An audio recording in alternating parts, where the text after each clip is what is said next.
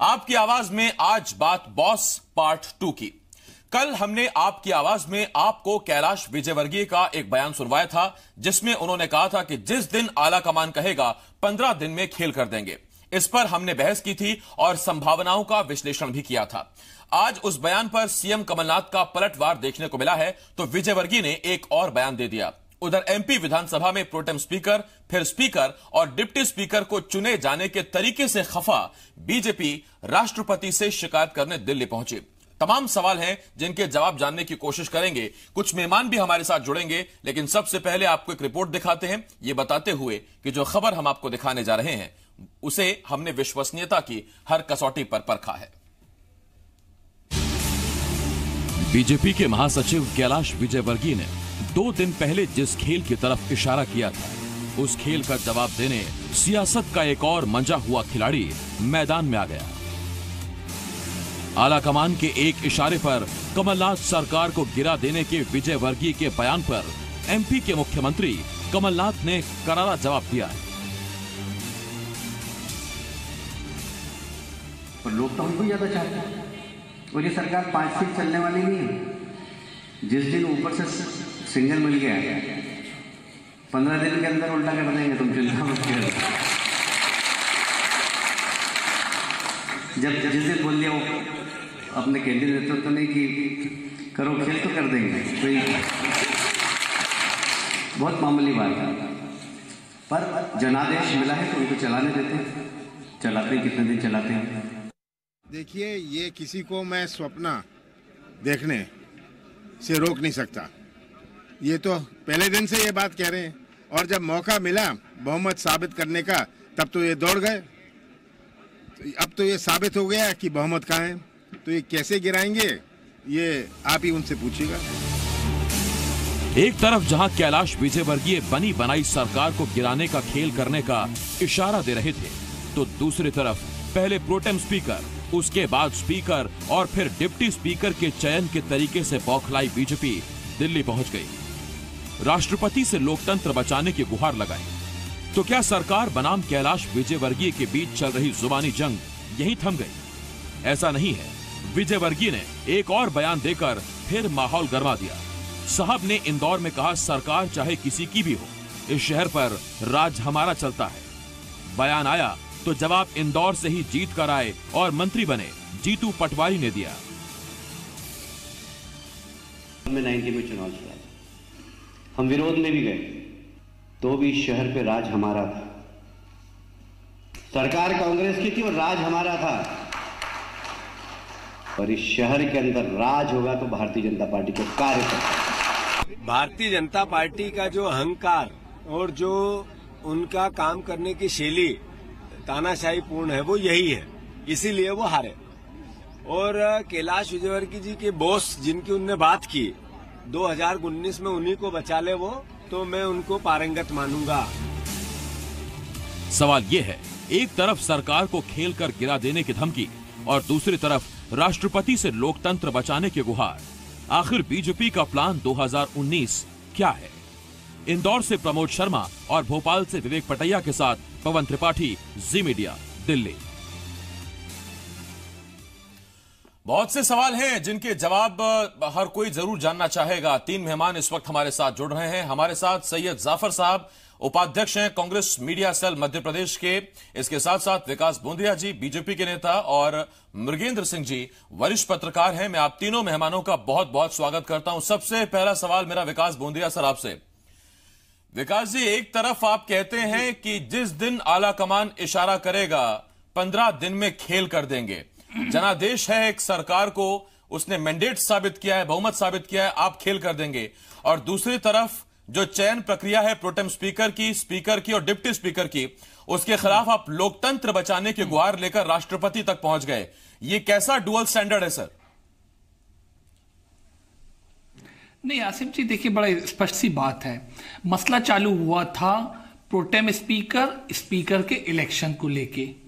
Speaker के election के लिए मतलब मुझे लगता है दोबारा ये बातों की चर्चा होगी। बड़ा स्पष्ट है कि स्पीकर के चुनाव के वक्त में प्रोटेम स्पीकर ने न्यायपूर्ण काम नहीं किया, संसदीय परंपराओं और नियमों का पालन नहीं किया, इसलिए ये झंझट खड़ा हुआ। जहां तक आपने बात की कि सरकार जो है वो जनमत की है, देखिए आपको हमको सबको बड़ा स्पष्ट मालूम है, अल्पमत की सरकार है, कुछ सीटें ज्यादा थी, कुछ अन्य दलों से सपोर्ट लिया, सरकार बना ली।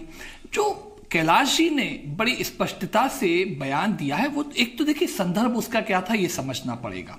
दूसरी चीज, कमलनाथ जी का वक्त अब बोल के जवाब देने का नहीं है, काम करके जवाब देने का है। कैलाश जी का मायने ये था कि मिस गवर्नेंस होगा और हमें अगर नेतृत्व कहेगा तो इस मिस गवर्नेंस को लेके हम सरकार बदल देंगे। कमलनाथ जी को चाहिए अपना गवर्नेंस दिखाएं, गुड गवर्नेंस दिखाएं, उसके जरिए जवाब दें। विकास जी, सर बड़ी नाइंसाफी है। मैं अगर आपसे आज यहां ये पूछूं कि 2019 में आप मध्य प्रदेश में अगर कम सीटें लाएं तो आप क्या करेंगे, तो आप मुझे कहेंगे कि आसिफ भाई ये हाइपोथेटिकल क्वेश्चन है, मैं इसका जवाब नहीं दूंगा। लेकिन आप यहां से अपने आप से स्थितियां क्रिएट करते हैं कि मिस गवर्नेंस होगा, सरकार गिरेगी, फिर आला कमान कहेगा और हम खेल कर देंगे। यानी हम पूछें तो सर हाइपोथेटिकल, आप अपने आप से स्थितियां निर्मित करें, भविष्य की संभावनाएं तलाशें, उस पर निर्देश क्या आएगा वो भी तलाशें।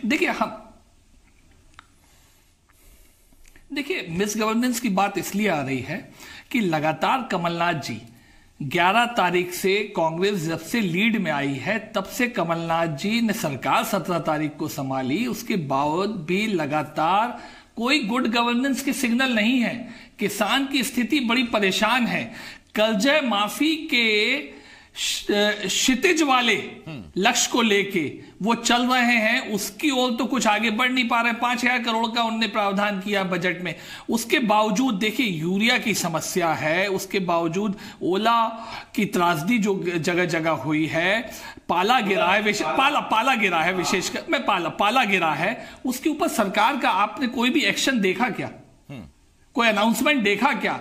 कोई काम देखा क्या? यह है मिस गवर्नेंस। तो ये सिग्नल्स है मिस गवर्नेंस के। जिस दिन लगेगा आपको शिशुपाल की कहानी याद हो, तो आखिर जब घड़ा भरता है तो फिर दूसरों को ही तो निर्णय लेना पड़ता है और आगे बढ़ना पड़ता है, कमान लेना पड़ता है। अच्छा, मतलब सियासी तौर पर गर्दन काट देंगे। हम कौन सा बहुत पीछे हैं, हम कौन सा बहुत पीछे हैं सीटों में। आगे बढ़ता हूं, सैयद जाफर साहब आपके पास आ रहा हूं। सर देखिए बड़ी दूरदृष्टि दिखाई है विकास बोंद्रिया साहब ने। आपकी 25-27 दिन की सरकार के पालने में पांव देख के उन्होंने भविष्य बता दिया है।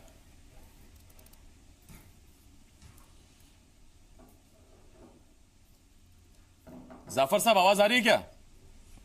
जी हाँ, बोलिए जी। हाँ, सवाल नहीं पहुंचा क्या? देखिए मैं शुरू से आपको ये बात कह रहा हूं, बहुमत साबित करने के पहले से कि भारतीय जनता पार्टी की नीयत खराब है। जब हम 4 निर्दलीय जो कि कांग्रेस समर्पित रहे हैं, उनका पूरा डीएनए, उनकी शुरुआत, उनके पिताजी, उनका परिवार पूरी तरीके से कांग्रेसी रहा है, हम उनके साथ सरकार चला रहे हैं, तो इनको लग रहा है कि हम अल्पमत में हैं। वहीं ये बिहार में चलती हुई सरकार को गिरा के गठबंधन की सरकार चला लेते हैं, वो इनके लिए बहुमत वाली सरकार हो जाती है। अब जब मैं आता हूं काम पर, कमलनाथ ये सबसे बड़ा निर्णय, और मैं बड़ी जवाबदारी से कहना चाहता हूं कि पूरे हिंदुस्तान में सबसे ज्यादा किसान और सबसे ज्यादा लाभ राशि जो है वो कमलनाथ जी की सरकार किसानों को करने का माफ कर चुकी है। ये सबसे बड़ा निर्णय हुआ।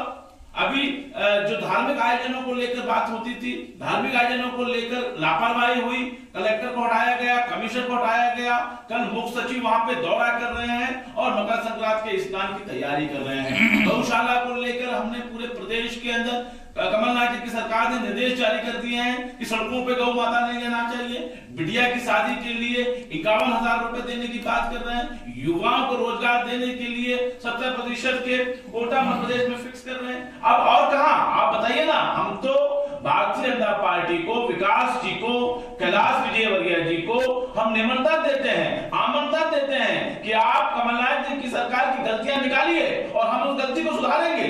पहली चीज तो कमलनाथ जी सरकार गलती करेगी नहीं, अगर कहीं चूक होती है तो हम इसका स्वागत करते हैं, लेकिन आप बार बार इस प्रकार की बात ना करें। और मैं बड़ी जवाबदारी से एक बात कहना चाहता हूं, मैंने इसके पहले भी आपके चैनल में बात कही थी कि भारतीय जनता पार्टी सरकार गिराने की बात तो बहुत दूर की हो गई।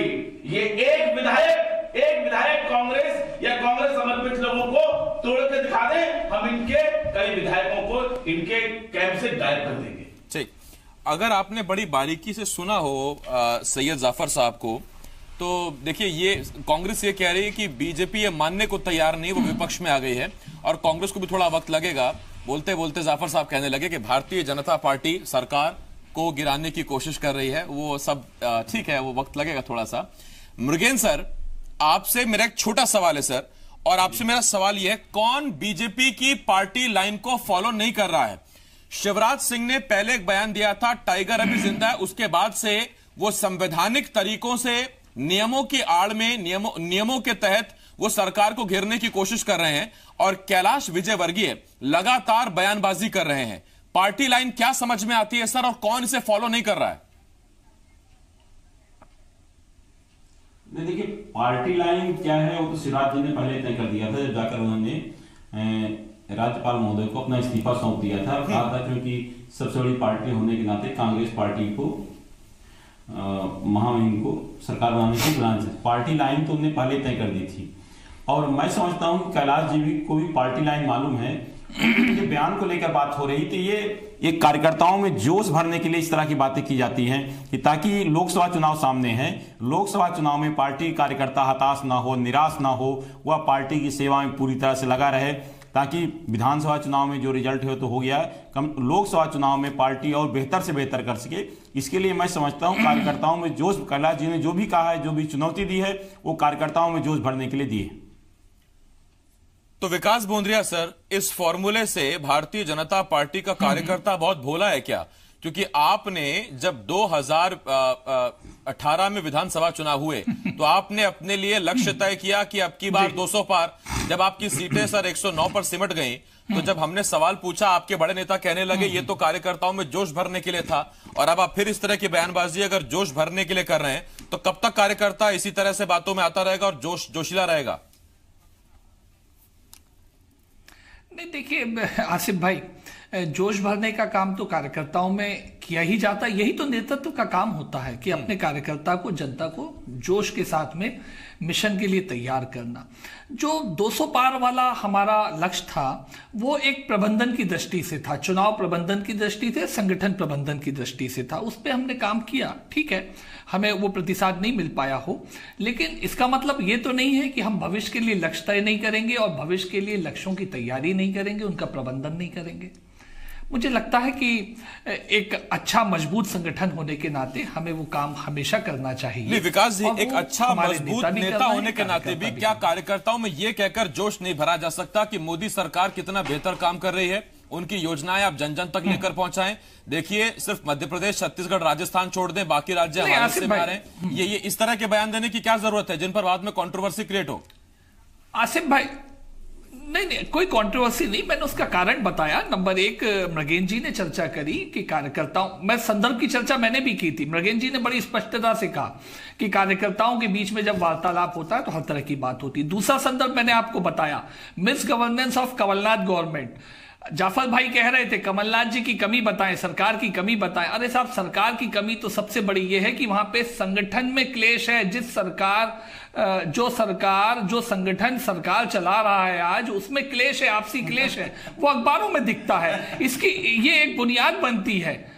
और तीसरी बात, मैंने मिस गवर्नेंस की बात कही थी। जो बात अब आप चर्चा में कह रहे हैं, कार्यकर्ताओं में कैसे जोश भरा जाता है, मोदी सरकार के अच्छे काम हो, शिवराज सरकार के पिछले 13 साल के और भारतीय जनता पार्टी के 15 साल के काम हो, वो भी हम दिखाते हैं। अब भी देख रहे हैं, सभी देख रहे हैं, उनकी भी यकीनन चर्चा होती है। लेकिन मुझे लगता है कि पूरे भाषण का आपने 2 वाक्य उठाए हैं, बाकी भाषण तो अपनी जगह है ही है, उस पर भी चर्चा करेंगे हम, आप कहेंगे तो ठीक है, उस पर भी आएंगे सर। लेकिन आप ही कहते हैं कि संदर्भ समझिए, सार समझिए, तो सार समझने के लिए आधे घंटे की बाइट चलाने की जरूरत नहीं है। मुझे डिबेट भी करनी है, आपसे सवाल भी पूछने हैं, वरना आप आएंगे, दुआ सलाम होगी और चले जाएंगे, फायदा क्या होगा?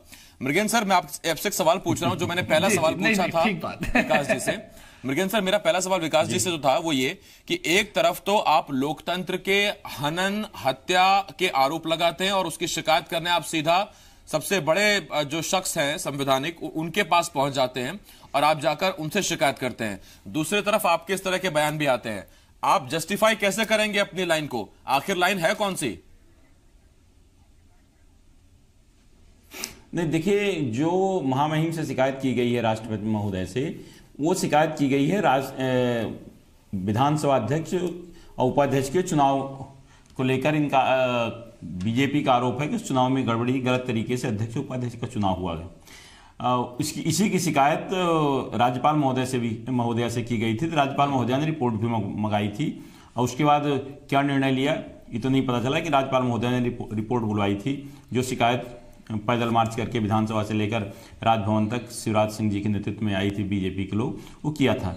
लेकिन सवाल इसमें यह है कि अब जब चुनाव हो गया, चुनाव में अगर ये ठीक, अगर मान लीजिए प्रक्रिया गलत थी, लेकिन जब बाद में प्रोटेम स्पीकर ने कहा कि भाई आप मांग लिया गया कि वोटिंग मांग ली गई, तो वोटिंग हुआ। वोटिंग में तो भाग ले सकती भाजपा, वोटिंग में किसी को रोका नहीं गया, वॉकआउट कर दिया। वोटिंग में भाग ना लेना, फिर जाकर वॉकआउट कर दिया और राज्यपाल महोदया के पास पहुंच गए। तो अगर वोटिंग में भाग लेते पता चल जाता।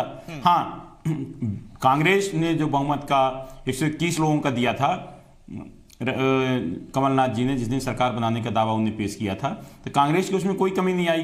कांग्रेस ने खुद, बहुजन समाज पार्टी के संजीव सिंह कुशवाहा ने मांगा वोटिंग, तो उसके बाद वोटिंग हुई, 120 वोट मिले, 121 का दिया था, जो कि जरूरत नहीं पड़ी, प्रोटेम स्पीकर ने अपना मतदान नहीं किया। नहीं तो 121 जो कांग्रेस ने दावा किया था सरकार बनाने का राज्यपाल महोदया के समक्ष, वो स्थिति है। तो मैं तो समझता हूं कि बहुमत अभी भी कांग्रेस के साथ है। भाजपा विपक्ष में है, शिकायत करना राज्यपाल महोदय के पास, राष्ट्रपति महोदय के पास जाए या कोर्ट में जाए, उनका अधिकार है।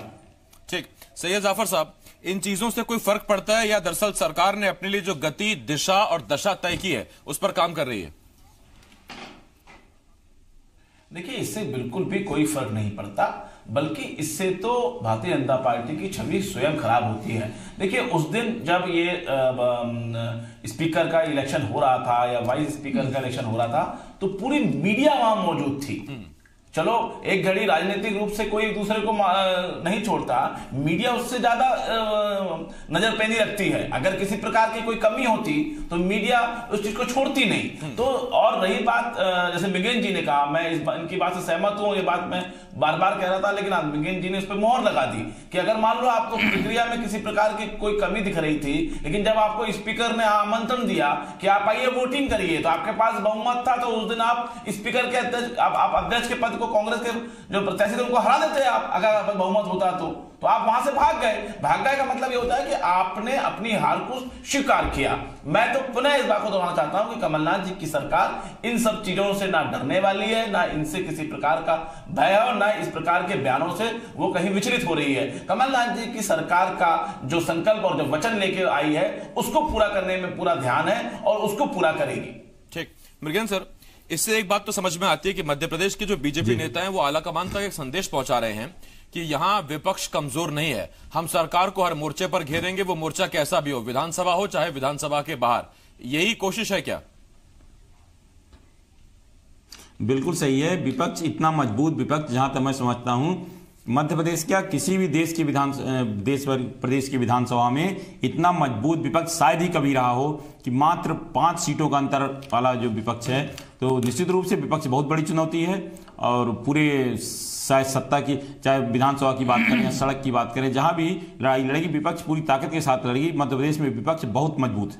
ठीक, विकास बोंद्रिया जी, जब विकास के कामों, क्योंकि देखिए ये शीत सत्र, इसमें सिर्फ 4 काम हुए, इसमें शपथ हुई, उसके बाद प्रोटेम स्पीकर, डिप्टी स्पीकर और स्पीकर के चुनाव हुए, और फिर अनुपूरक बजट था वो पास हो गया। आगे जब शीत सत्र होंगे, आगे बजट सत्र आने वाला है, तो सर कामकाज में अब हिस्सा लेंगे या आप इसी तरह से वॉकआउट करेंगे? क्योंकि हंगामा होता रहेगा तो काम कैसे होगा? नहीं, बिल्कुल विधानसभा के कामकाज में भारतीय जनता पार्टी के विधायक हिस्सा लेंगे ही लेंगे, क्योंकि हमें सकारात्मक प्रतिपक्ष के रूप में रोल अदा करना है, शोर शराबे से काम नहीं है। मृगेन जी ने कहा ना, मजबूत विपक्ष है, और नहीं तो भी हमें मालूम है कि कांग्रेस क्या वादे करके आई है और क्या काम कर रही है, ये पूत के पांव पालने में दिख रहे हैं। बजट उनके पास है नहीं है। जिस तरह से इस बार का अंतरिम बजट रखा गया है और पास कराया गया, उससे पता लग जाता है कि आगे फलसफा कैसे होने वाला है। हम मजबूती के साथ मुद्दे रखेंगे और प्रदेश की जनता, ठीक है सर, अब बजट की बात बेहतर अवसर मिल सके इस लक्ष्य को लेकर। फिर वो पुरानी चर्चा छिड़ जाएगी कि आपने छोड़ा नहीं, हमारे पास है नहीं, हम बढ़ा लेंगे। फिर वो चर्चा दूसरे विषय में चली जाएगी। फिलहाल बहुत शुक्रिया तमाम मेहमानों का, विकास जी, सैयद जाफर साहब, मृगेन सर, आप हमारे साथ जुड़े, बहुत शुक्रिया। नमस्कार। लेकिन एक बात देखिए यहां पर कि बीजेपी एक तरफ तो लोकतंत्र की हत्या का आरोप लगाकर ज्ञापन देने जाती है राष्ट्रपति के पास, दूसरी तरफ बीजेपी के नेता ऐसे भी बयान देते हैं कि आलाकमान जिस दिन इशारा कर देगा उस दिन 15 दिनों में हम खेल कर देंगे। अब ये खेल किस तरह का है, कैसे किया जाएगा, इस पर जब सफाई मांगी जाती है तो पार्टी ये कहती है कि दरअसल जो मिस गवर्नेंस है कमलनाथ सरकार का, जो नीतियां हैं वो खुद सरकार गिरा देंगी। यानी कि ये खुद से तय कर लिया गया है कि कमलनाथ सरकार अपने कामों के चलते गिर जाएगी और आलाकमान कह देगा तो हम सरकार बना लेंगे या सरकार गिरा देंगे।